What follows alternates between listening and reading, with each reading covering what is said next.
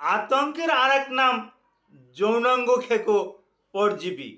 এই পরজীবীতে যৌনাঙ্গটা আস্তে আস্তে খেয়ে ফেলে, নিস্তেজ করে দেয়।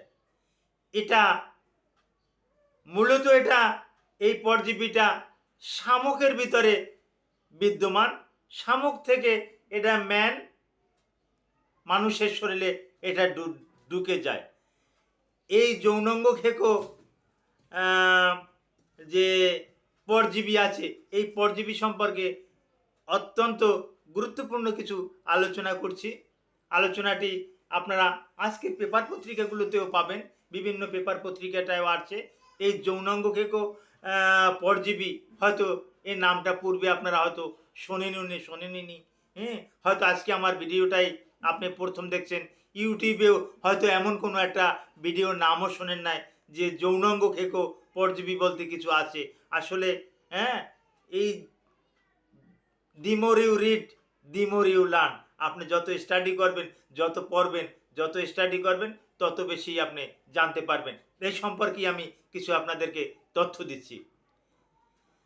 আসসালামু আলাইকুম রহমতুল্লাহি ওয়া বারাকাতুহু। আমি ডাক্তার মীর শহীদুল ইসলাম। আমার চেম্বার শুভেচ্ছা 255, ঐতিহ্যবাহী শেখঘাট, সিলেট। জি, গুগলে গিয়ে ডাক্তার মীর শহীদুল ইসলাম কথাটি লিখে সার্চ দিলে আপনি আমার সম্পর্কে বিস্তারিত তথ্য পেয়ে যাবেন। জি দর্শক শ্রোতা, আলোচনা করব বিরাল এক রোগ, যৌনাঙ্গ খেকো প্যারাসাইট, যৌনাঙ্গ খেকো পরজীবী।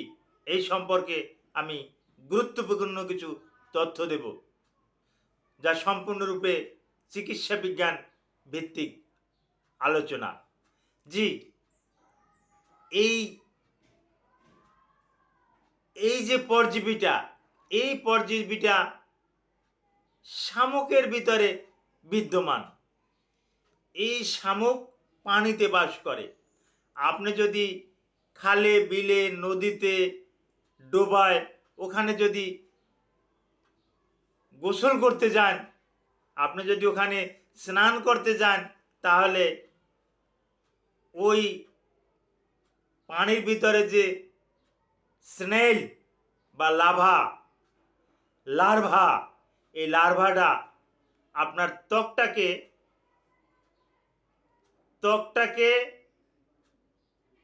ভেদ করে এ রক্তে চলে যাবে। রক্তে এ সুপ্তভাবে বছরের পর বছর বসবাস করবে সুপ্তভাবে।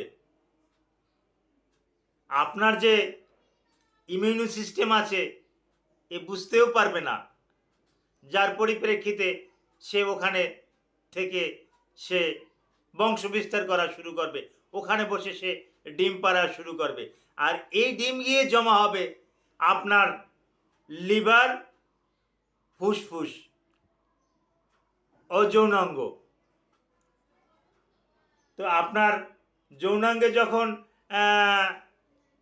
এই ডিমগুলো যখন জমা হবে, তখন যৌনাঙ্গ আস্তে আস্তে অবশ হয়ে যাবে, যৌনাঙ্গ নিস্তেজ হয়ে যাবে, যৌনাঙ্গ ক্ষয় হতে থাকবে।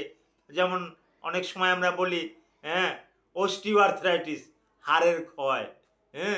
ঠিক এরকমের যৌনাঙ্গেরও ক্ষয় হবে, যৌনাঙ্গের চুলকানি হবে, যৌনাঙ্গে ইচিং হবে, সাথে সাথে শরীরে জ্বর থাকবে।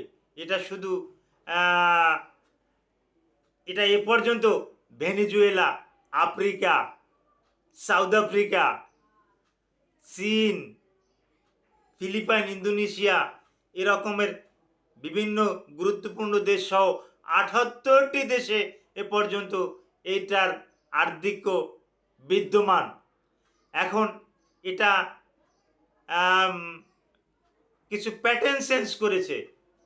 এটা জীবাণু থেকে আসে, এটা শামুক থেকে আসে।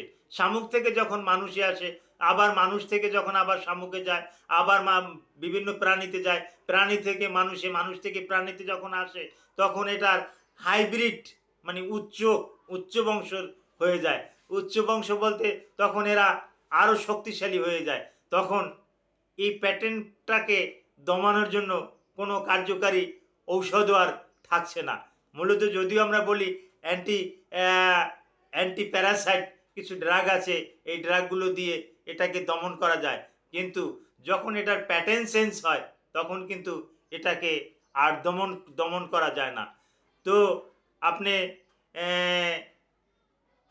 সতর্ক থাকতে হবে। আপনি ডোবা ডাবা বা খালে বিলে এই সমস্ত জায়গাতে গোসল না করাটাই আপনার জন্য উত্তম। আর বাড়িতে গরম পানিতে পানি ফুটিয়ে গোসল করাটা এটা আপনার জন্য উত্তম। তাহলে আর এই যৌন খেকো, ভ্যাজাইনা খেকো, এই যে প্যারাসাইটটা আছে, এই যে পরজীবীটা আছে, এটা আপনার শরীরে ঢুকতে পারবে না। আচ্ছা, এই ব্যাপারে আপনাকে আজকের 31 তারিখ বিভিন্ন পেপার পত্রিকার হেডলাইনে এটা আছে। যদি আমার কাছে আপনি চান তাহলে আমার এই ভিডিওর কমেন্ট বক্সে কমেন্ট করলে আমি আপনাকে দিয়ে দেব, পেপারটা দিয়ে দেবো। পেপারে বিস্তারিত লেখা আছে, পেপারটা আপনি পড়ে নেবেন। Thank you all.